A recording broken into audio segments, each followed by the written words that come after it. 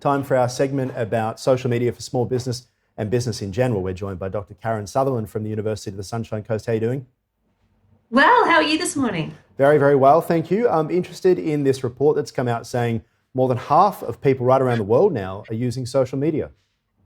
Yeah, so the We Are Social report comes out twice a year, and it's a partnership between We Are Social plus Hootsuite, which is a really it's a social media management tool. And so yeah, they're saying in this report that there's 3.96 billion people are now using social media. That's incredible. And is this Facebook? Is it other things? I mean, obviously, around the world, there are different types. China uses WeChat more predominantly.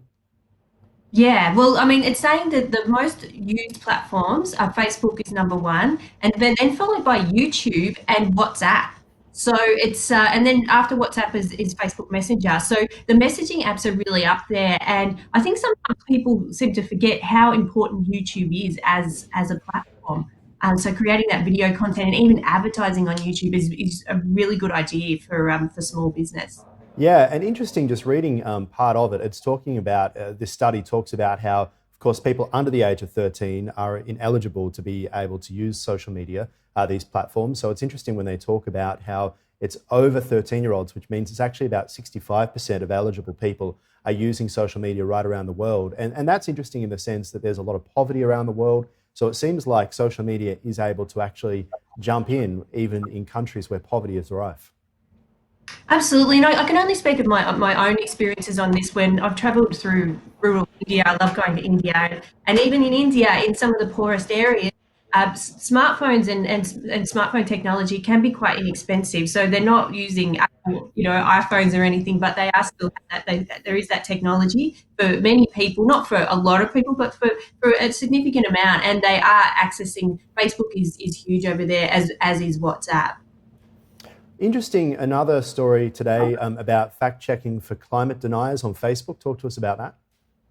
Yeah, well, I mean, Facebook's come under scrutiny in the past because of its sort of misinformation and being sort of facilitating that misinformation. And so they have been given kudos for trying to crack down on the misinformation around COVID-19. But now they've come under scrutiny and criticism because people are saying that they're not actually going far enough. And so they're concentrating on one issue, but they're letting people just post random stuff denying climate change and trying to play down the actual science of the issue as well. And so they're saying, it's great that you're looking at this issue, but you need to extend it to other issues as well. It kind of links back to our first topic, which is that when you've got so many people using social media, it's pretty much impossible for Facebook to be able to go through and edit every post themselves. I guess they rely on people reporting, but even then, it must be a huge task to have. Imagine how many people it would take to go through everything that has been reported on Facebook that gets put up. It would be an incredible process and very time consuming. And that's where I suppose these social media platforms are in a bit of trouble, isn't it? In the one sense, they need to make the barrier for entry so low that anyone can get involved, which obviously gives them huge numbers. On the other side, the bigger they scale up, the less control they actually have on the editorial judgment of what gets put onto these platforms.